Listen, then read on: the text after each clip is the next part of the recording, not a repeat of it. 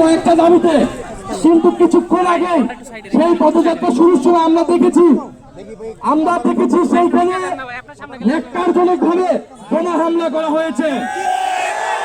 এবং আমরা দেখেছি প্রোগ্রাম শুরু হওয়ার শুরুতেই সেখানে বিদ্যুৎ চলে গিয়েছিল। সেইখানে আমরা স্পষ্টভাবে প্রশাসনিক সহায়তায় সেইখানেই বোমা হামলা করা হয়েছে। আমরা এখন সাভার মডেল থানার সামনে এসেছি শান্তিপূর্ণভাবে। আমরা এখানে অবস্থান করব।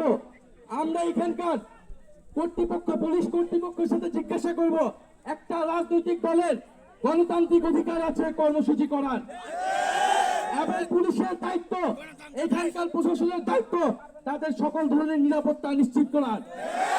এই পুলিশ প্রশাসন এবং এই এলাকার এমপি জনগণের নিরাপত্তা দিতে ব্যর্থ হয়েছে। কে বোমা হামলা করেছে, কি হয়েছে আমরা জানি না। আমরা জানি এটার দায় হচ্ছে প্রশাসনের এবং কর্তৃপক্ষের। আমরা তার কাছে জবাবদিহিতা চাবো যে কেন সে নিরাপত্তা দিতে ব্যর্থ হয়েছে, সে কি কি পদক্ষেপ নিয়েছিল, তারা বোমা হামলা করলো কেন, তাদের চোখ ফাঁকি দিয়ে কিভাবে সেখানে বোমা হামলা করার সুযোগ পেল সন্ত্রাসীরা। আমরা জানি এই এলাকায় কারা ফ্যাসিস্ট আওয়ামী লীগের নেতাকর্মী সন্ত্রাসীদেরকে পুনর্বাসনের সাথে জড়িত। আমরা জানি কারা চাঁদাবাজি, সন্ত্রাস, দুর্নীতি, মাদক কারবারির সাথে জড়িত।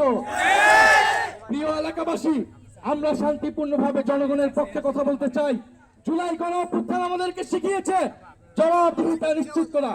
তারা ভেবেছিল আমাদেরকে বোমা হামলা করে, ভয় দেখিয়ে, আহত করে তারা আমাদের আন্দোলন, আমাদের পদযাত্রাকে থামিয়ে দিবে। এটা কোনোভাবেই সম্ভব না। আমাদের জীবন গেলে রাজপথে জীবন যাবে।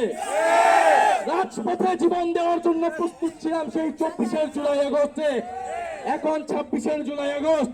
এই সাভারে আমাদের কয়েকশো ভাই আহত হয়েছে, শহীদ হয়েছে আমাদের বোনেরা সহ। এই সাভারে আমাদের আজকে এক ভাইয়ের রক্ত ঝরেছে, তিনি আহত হয়েছেন। 2 জন আমাদের ভাই আহত হয়েছেন, গুরুতর ভাবে তারা হাসপাতালে আছেন।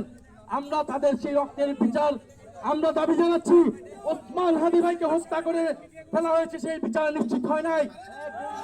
আমরা তারেক রহমান এবং এই সরকার, তারেক রহমান এবং তার স্বরাষ্ট্রমন্ত্রী সালাউদ্দিন আহমেদ, তারা কি আইন শৃঙ্খলা, কি নিরাপত্তা নিশ্চিত করতে চায়, এটা বাংলাদেশের জনগণ আজকে দেখেছে। প্রিয় এলাকাবাসী এবং আমাদের সাথে যারা আসছেন, আপনারা সবাই থানার সামনে অনুষ্ঠান কর্মসূচি করবেন। আপনারা কেউ এখানে শান্তিপূর্ণভাবে অবস্থান করবেন এবং আমাদের একটা প্রতিনিধি দল ভিতরে গিয়ে থানায় কথা বলবে এবং আমরা ফেরত না আসা পর্যন্ত আপনারা এখানে অবস্থান করবেন। তবে আপনাদের অবস্থান হবে শান্তিপূর্ণ। এখানে যাতে কোনো ধরনের বিশৃঙ্খলা না হয়, এটা আপনারা পারবেন নিশ্চিত করতে। শান্তিপূর্ণভাবে এখানে বসে থাকবেন, আমরা কথা বলবো।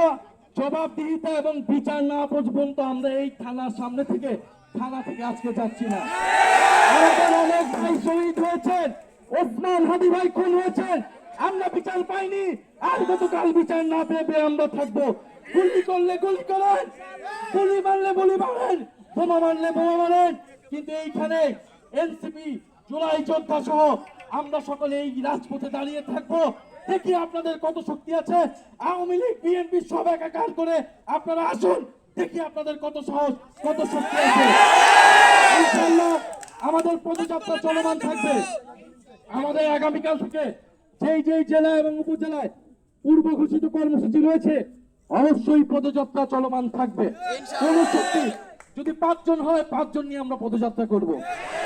5 জন নিয়ে আমরা জনগণের পক্ষে কথা বলবো। আমরা জানি এই 5 জন 5000 জন এবং 5000 জন 5 লাখ মানুষ হতে সময় লাগে না। আমাদের ভয় পাওয়ার কোনো কারণ নাই। সারা বাংলাদেশের মানুষ আমাদের সাথে আছে। ইনশাআল্লাহ আপনারা শান্তিপূর্ণভাবে অবস্থান করুন এবং আমাদের একটা 5 থেকে 10 সদস্যের একটা প্রতিনিধি দল থানায় যাবে। আপনারা তারা ফিরে না আসা পর্যন্ত আমি সহ থানায় যাব। আপনারা ফিরে না আসা পর্যন্ত এখানে অবস্থান করবেন।